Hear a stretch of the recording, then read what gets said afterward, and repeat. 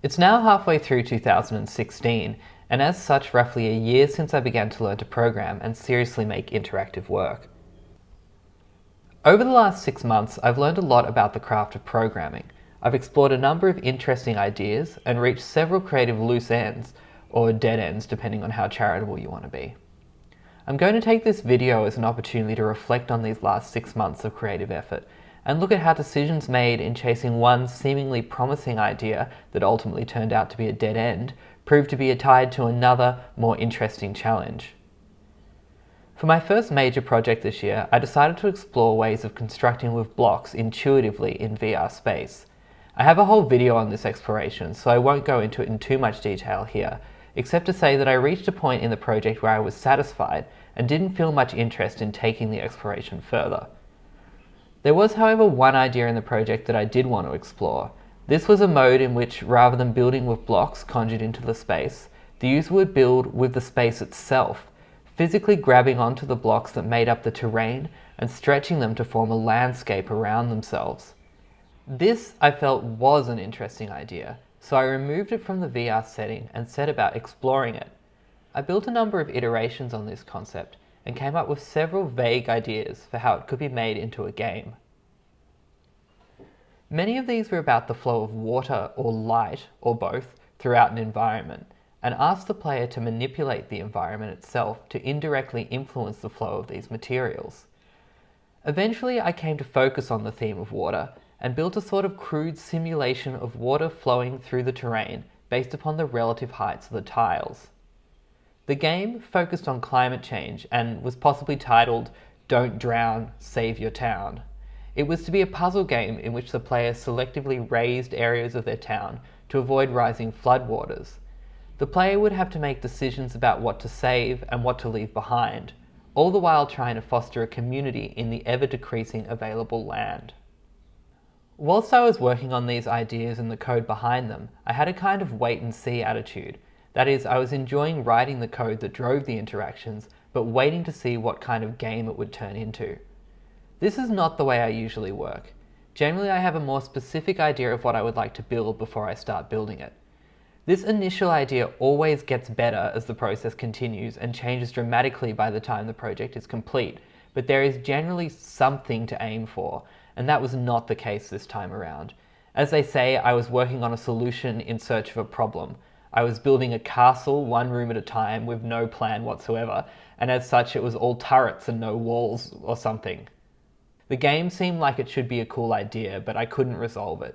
And I should have recognized this earlier, because I flat out knew it was the case.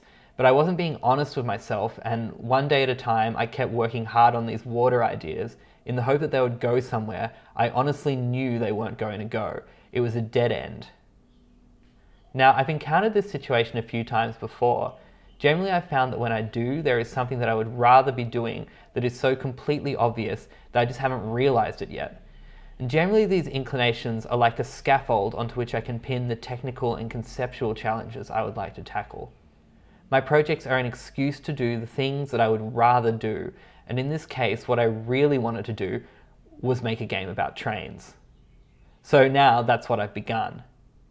My new game is a kind of endless snake train game where the player plays as the tracks rather than the locomotive. Unlike the water project, I have clear ambitions for the train game, and this has offered a number of very, very fun technical problems to solve. The player swipes in the direction that they would like to lay a new piece of track. I had a great time designing the track system so that each tile of track is always aware of its neighbours and instantly reconfigures itself to link up appropriately. The track dynamically knows when it's a corner, an intersection, or a straight, or whatever. I've built a system for moving trains along the track, and I'm currently working on a random terrain generation system. This terrain system can generate endless maps for the train to move upon. The terrain generator is based upon tiles that feature certain rules for how they appear in the world. For example, tiles can define what they neighbour, how big they are, how common they are, etc. So a station platform tile can only appear where there is space for the track to run past it, and only appears as regularly as you might expect it to appear on a real train line. This is all possible with what I've built so far, And when the system is complete, it will be easy to design new tiles and assign rules to them. It will even be possible to apply this system to other sorts of terrains, hopefully. So this has been extremely fun to build so far, and it's very satisfying to watch the map generate. It looks like an old dot matrix printer is chunking out an endless ribbon of SimCity, which is pretty cool. It's fascinating to see how many of the creative and technical characteristics of the terrain game have come out of the work I was doing earlier in the year. Even though the work on the terrain stretching game and the VR builder seemed like dead ends for a while, so much of the terrain game has come out of them, and there is no way I would be building it without hitting the earlier dead ends that I did.